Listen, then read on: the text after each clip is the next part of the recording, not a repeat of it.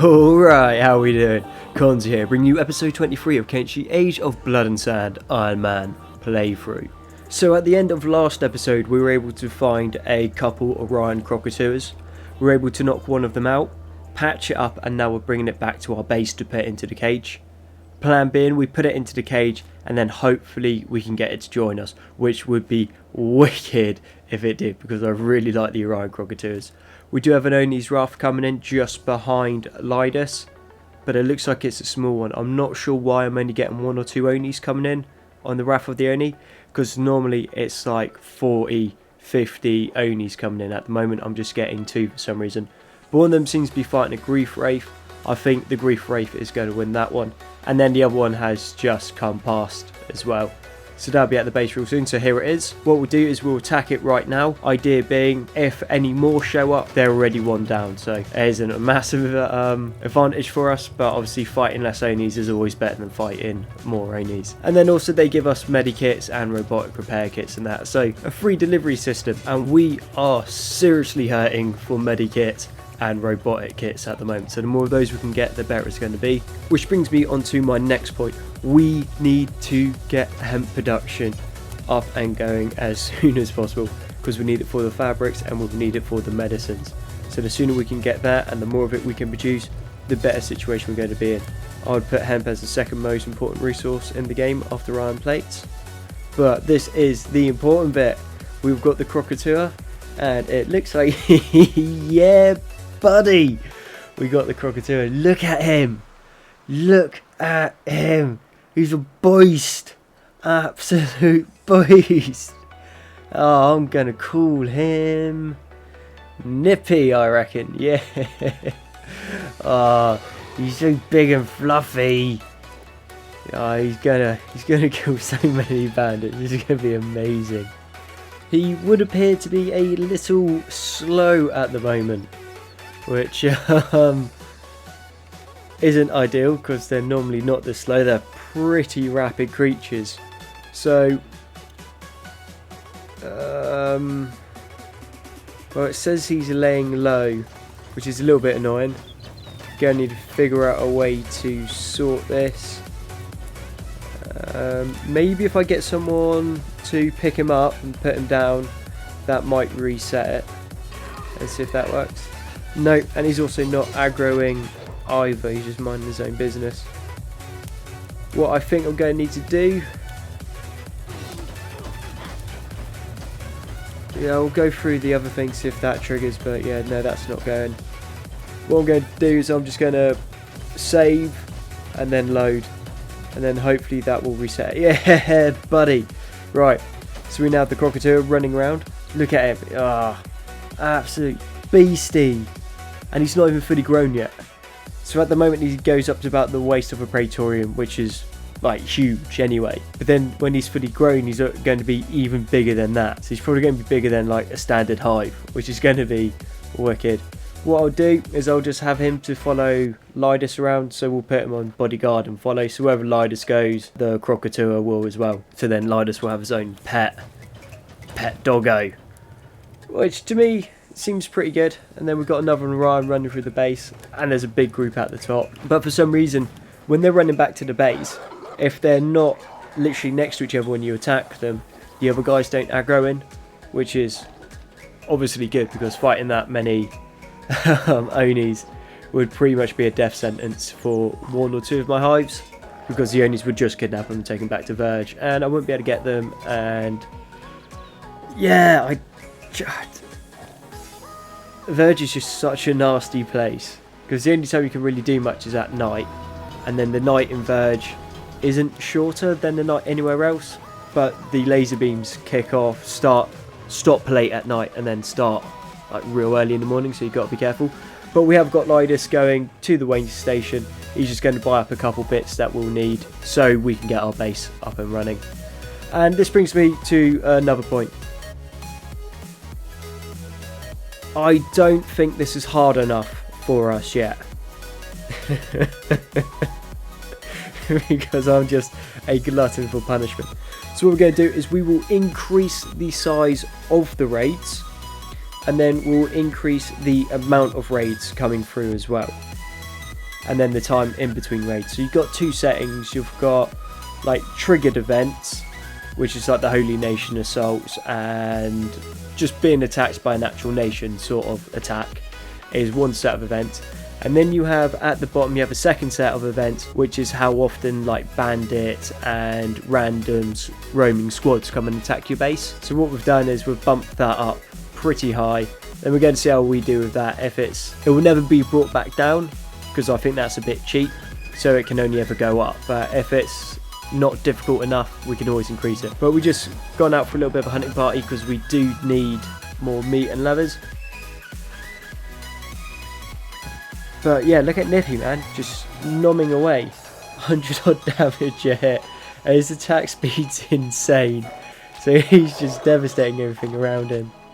The trade-off with animals is they can't dodge and they can't wear armor, so they do get taken down pretty quick. So with the gen mod introducing a lot of soldiers having crossbows and bandits having crossbows, and that bleed damage is super effective at taking down animals, so we do need to be careful with that.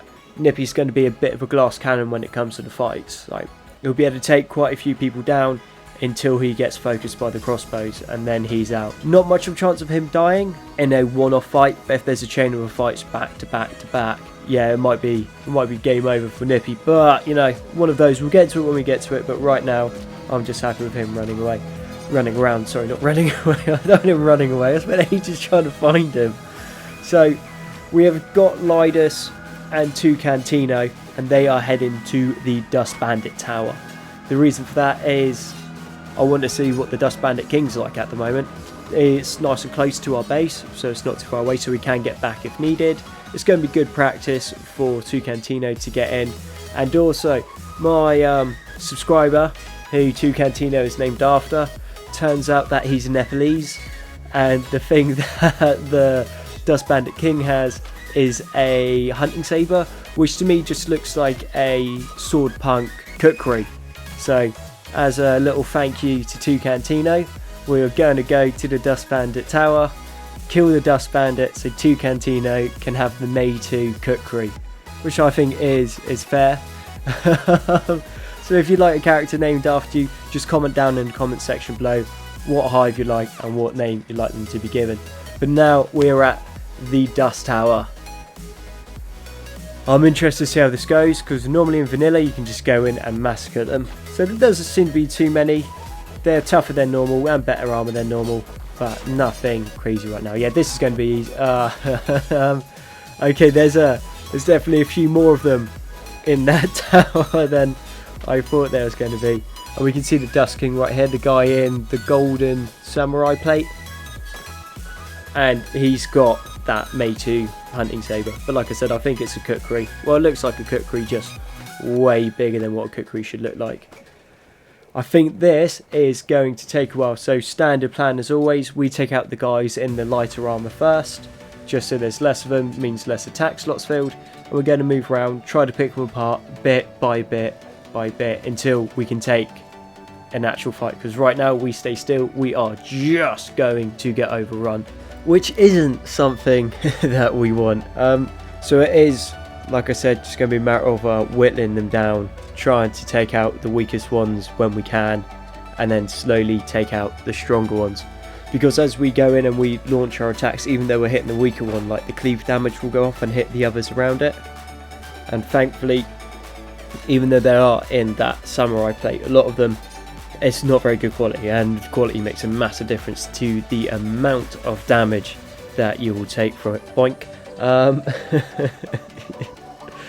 So every time we can go in and hit one of the guys that isn't armoured and then hit everyone else around them, that is going to be good. That means over a while we are going just to be able to pick them down slowly, and it is going to be a slow process. This is going to take a long time, but it's good practice. I mean, two Cantino's down, but I didn't really expect him to last that long. I thought he might last a little bit longer than he has, but there is more of them than I was expecting going into the fight, so when you take that into account, I mean, it does make sense.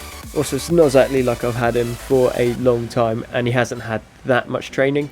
Most of his training's just been getting his head caved in by a bunch of xenophobic fascists, which does make you tough, and it does help your block skill, but it doesn't really help you actually attacking all that much. But just figured I'd have a little check back at base, see if there's anything going on. And what we're going to do is we're going to bring Nippy over. Ideally what I'd like to do with Nippy is have Lidus to tank, and then have Nippy go in and try to like snipe people down. So if he goes in, gets an attack off, runs away, and then we can start to split the group up. Because right now trying to fight everyone in the big horde isn't working, as you can see. And Lidus is taking not a crazy amount of damage, but he's taken enough where he's going to start to slow. His stats are going to start dropping, and they will just get more and more attacks in as this fight goes on, as he's less able to defend himself.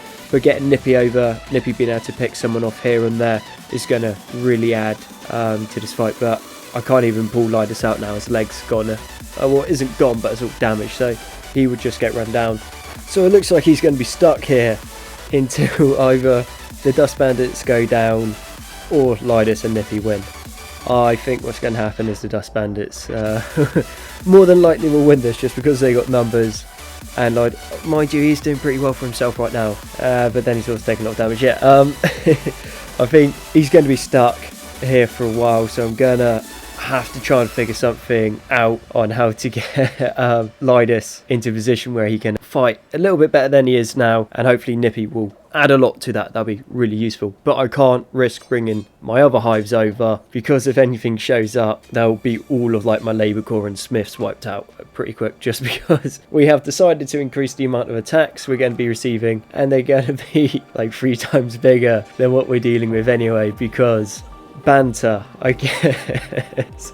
But yeah, let's go for it. But there is a question I do need to ask you guys, and it goes along the lines of this. I'm really enjoying doing this Kenshi content. It is a lot of fun, and I really appreciate all the support you guys are showing. I really enjoy reading your comments and responding with them. It is very, very encouraging, and I really appreciate it. That I truly do.